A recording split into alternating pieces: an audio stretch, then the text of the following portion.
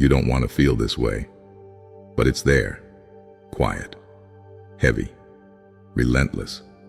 That image in your head, the one you didn't ask for, the one you can't unsee. You replay her past like a crime scene, who she was with, what she did, how she acted like it meant nothing. And now she's in your arms, smiling. And you try to stay cool, you try to rise above it, but something burns under the surface. You don't hate her, you hate how her past makes you feel now. Small, powerless, like you're second. And that's the truth most men never say out loud. Retroactive jealousy isn't about her history. It's about the hit your masculine identity just took. Because this isn't emotion. It's a loss of power. And when you don't understand it, it owns you. It makes you chase answers that only make you weaker. It makes you try to outcompete ghosts. But when you see it for what it really is, you don't just escape it, you flip it. In this video, we're going to expose every mental trick your mind plays to keep you stuck. You'll see why your jealousy feels so real, and why it's lying to you. You'll understand why control over her past was never the goal. Because real power is control over yourself. We're not here to cope. We're here to conquer. Through dark psychology, through self-command, through the kind of masculine clarity no one ever gave you. Stay with me, brother, because this isn't about letting go of her past. It's about reclaiming the part of you that forgot who the hell you are. You'll learn how jealousy tricks your mind, how it drains your power in silence, and how to stop playing the victim in a story your ego wrote. But don't miss what's coming near the end, because there's a moment, a switch, where everything you thought about her and about yourself gets flipped. And when you see it, you won't just beat retroactive jealousy. You'll own it, use it, and walk out of this stronger than the man she met. Not just free from the past, but feared by it. 1. Jealousy feels like truth, but it's really a trigger. Jealousy doesn't show you the truth. It shows you where you're bleeding. You think you're being logical. You think you're analyzing her past, sizing it up, weighing her decisions. You think the story in your head is some form of insight, but it's not. It's a trigger, and it's pulling something older than her. You start asking questions that sound rational. Why was she with him? Did she love him more? What kind of woman does that? But if we strip the surface, here's the real question under it all. Why do I feel less because of what she did before she met me? That's not logic, brother. That's a wound. That's ego dressed up like analysis. That's your nervous system looking for a threat, so it doesn't have to feel helpless. This is the emotional mechanism no one talks about. Your mind isn't seeking truth, it's seeking control. And jealousy? It gives you the illusion of control by replaying a story where you always lose, over and over, scene by scene, image by image. You think you're getting closer to clarity, but really you're locking yourself in a loop that keeps your power outside you. With her past, with a man who doesn't even exist anymore. And here's the cost. You stop seeing what's real in front of you, because you're trapped in what can't be changed behind her. You stop being present. You stop being grounded. You stop being you. You're not broken, brother. You're just reacting to a past that was never yours to fix. And here's where it gets darker, because you're not even angry at her. You're angry at what her past makes you feel about yourself. That's where we go next. 2. You're not angry at her past. You're angry at what it makes you feel. It was never about what she did. It was about what it woke up in you, the image of her with someone else. It doesn't just hurt, it shrinks you. You feel it in your gut. like you lost ground, like someone reached back in time and took something from you. So you get angry, not because you're possessive, not because you're insecure, but because her past pulled you out of power. You were steady, you were grounded, and now you're spiraling because some part of you feels replaced. This isn't about her, it's about the mirror and what her history reflects back at you. Comparison, inferiority, status. It's your inner hierarchy breaking, your sense of dominance flickering, and your mind doing whatever it can to regain position. That's the emotional mechanism most men don't see. Retroactive jealousy isn't moral concern, it's psychological defense. You're trying to rewrite her past because your identity doesn't know how to hold it. And that's the real cost, my friend. Not the thoughts, not the images, but what they do to your sense of self. You start seeing yourself through her lens, through her history, through the eyes of men you've never met. And every time you go there, you lose touch with the one person you're supposed to protect. You. You're not broken, brother. You're just facing a truth most men run from. That jealousy is never just about her past. It's about how your power depends on it. And that dependency? That's what we expose next. Because most men think they're holding on to values, but really they're just dressing up their ego. 3. Retroactive jealousy is ego disguised as morality. You call it standards, you call it self-respect. You tell yourself, I would never date a woman like that. But deep down, brother, that's not principle, that's pride, scared. You dress it in morality so it doesn't look like insecurity. But the truth? You're not protecting your values. You're protecting your position. You feel like her past puts you below the men who came before.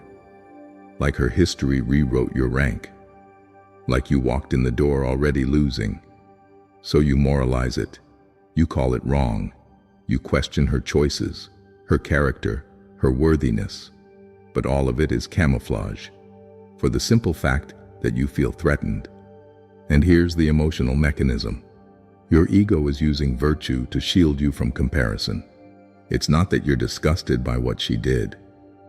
It's that you can't stomach what it makes you feel about you. You're not leading with clarity. You're reacting from hierarchy. You're trying to win back status through judgment. But that judgment isn't power. It's panic. It's you grasping for control in a world that doesn't owe you reassurance. And here's what that robs you of: presence, authenticity, peace. You stop seeing her clearly because your ego keeps rewriting her story to protect your identity. You stop seeing yourself clearly because now your masculinity depends on her purity. You're not broken, brother. You're just mistaking dominance for dignity. But here's where it gets darker. Because the more you obsess over her past, the more you feed something inside you that's starving for control. And that loop, it never ends. Unless you understand what it's really chasing. That's what we uncover next. 4. Your mind replays it because it's starving for power. You don't keep thinking about it because you want to. You keep thinking about it because your mind's starving for control. That image of her with him, it plays like a scene you never watched, but somehow feel responsible for. And you try to shake it. You try to fight it. But the harder you push it down, the louder it loops. That's not weakness.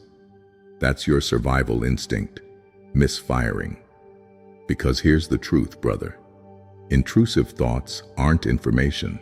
They're attempts to make sense of something your identity doesn't know how to hold. So your mind keeps going back, not to hurt you, but to find a way to win, to reclaim status, to rewrite the story, to come out on top of a past you never had control over. And this is the emotional mechanism. You're not obsessing because you're irrational. You're obsessing because you're disempowered. And the loop is your brain trying to build a bridge back to dominance. But here's the problem. That bridge is made of fantasy. It doesn't give you power. It keeps you hostage. So now, instead of being with her, you're fighting against memories that don't even belong to you. And what does that cost you? Focus, presence, self-trust. Because every time the loop runs, you become the man who needs answers, who needs certainty, who needs the past to submit, so he can feel strong in the present. But brother, power doesn't come from knowing everything. It comes from no longer needing to know. And that's where most men stay trapped.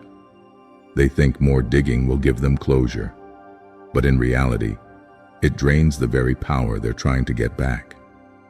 And the next point, it shows how this search for truth actually makes you weaker every single time you go looking. 5. The more you investigate her past, the less power you have in the present. Every time you ask her a question about her past, you think you're gaining clarity, but what you're really doing is handing over your frame. You're not investigating, you're exposing, not her history, but your insecurity. Because let's be honest, brother, you're not asking because you're curious, you're asking because you're threatened. You want details, you want timelines, you want her to say something that will finally let you relax. But that moment never comes, because your questions don't lead to power. They lead to dependence. You become the man who needs her story to validate his worth. You think you're building trust, but you're planting doubt in her and in yourself. Here's the emotional mechanism. Every question you ask her is a confession of insecurity she'll never unsee. She won't say it, but she'll feel it. And once she sees that your strength depends on her reassurance, you stop being the man she was drawn to in the first place. That's the cost. You erode your mystery. You trade your frame for validation. And every time she answers, you feel better for 5 minutes, then worse for 5 days. Because your mind doesn't want answers. It wants a different past. And no explanation will ever give you that. You're not broken, brother. You're just asking the wrong questions. You don't need to know who she was. You need to remember who you are. And here's the twist most men never see coming. You think you're closing the gap by asking, but every word you dig up widens it. That's why the real shift doesn't come from her mouth. It comes from how you see yourself. And that shift? It starts with the reframe that flips the entire dynamic. We go there next. 6. Dark psychology is the reframe. You're not the victim. You're the prize. You've been moving like she's the one with the power, like her past holds the leverage, like you're the one trying to measure up to ghosts.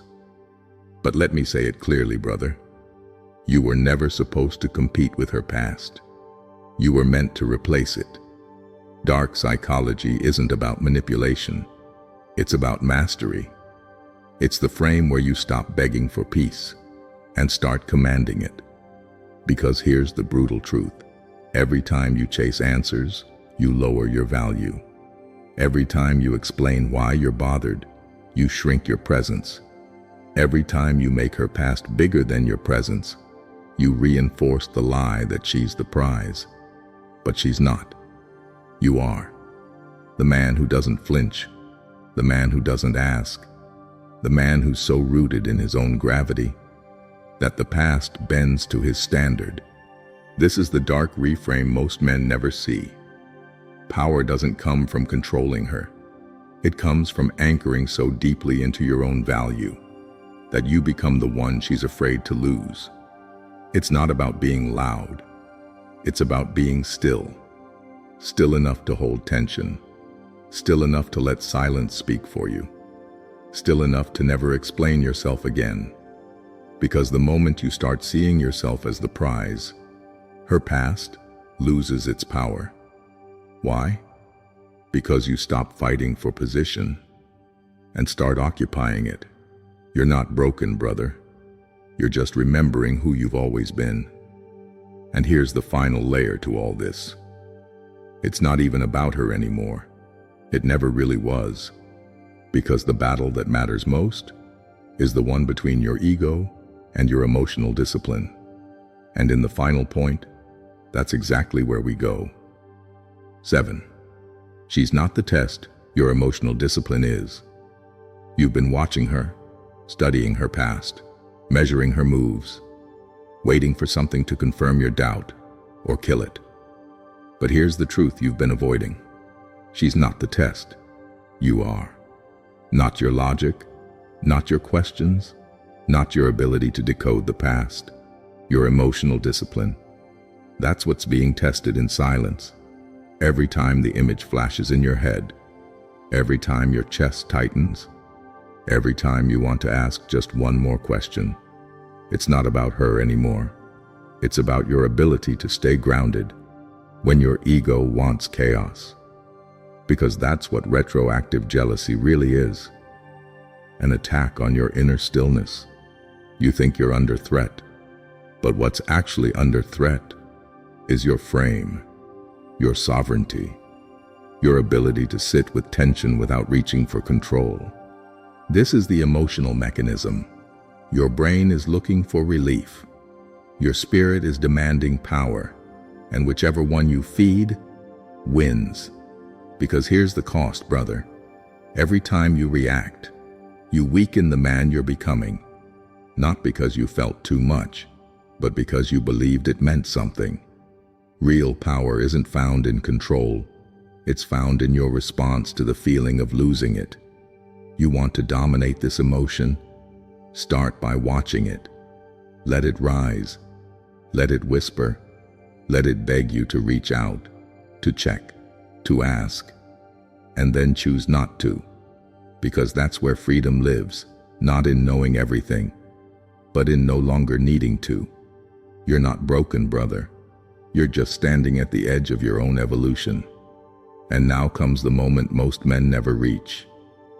The moment where you stop trying to solve it and finally become the man who's unaffected by it. Hold that energy, because your conclusion begins now. Retroactive jealousy doesn't make you weak. It makes you forget your power. It convinces you that her past controls your value, that another man's memory can outrank your presence. That peace is something you have to ask for. But brother, that version of you is done. You've seen the loop for what it is. Not love, not logic, just your ego, hunting for control in a place it was never meant to lead. And now, you're not the man who reacts. You're the man who redirects, who chooses stillness over surveillance, power over panic, discipline over detail. Because it was never about her. It was always about your frame, your emotional command, your ability to hold yourself when everything in you wants to reach, chase, or question. You don't win this game by outthinking her past. You win it by becoming the man it could never touch in the first place. So hold the line, walk with weight, and let silence become your sharpest move. Because the moment you stop needing reassurance, you stop bleeding power. You're not broken, my friend. You're just done living like you are. If this message hit something real in you, brother, drop a comment, hit like, and join us here at Stoic Mindset. We're building men who move from clarity and never chase what they've already outgrown.